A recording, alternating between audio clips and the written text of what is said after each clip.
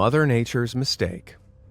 Asteminosuchus, which means crowned crocodile in Greek, isn't actually your typical croc. For a start, it's an omnivorous therapsid, aka a reptilian mammal that eats both meat and plants, that lived during the Middle Permian around 267 million years ago. They also, unlike crocs, possessed some very distinctive horns. These framed their faces and were probably used for display rituals, or delivering on seriously killer headbutts.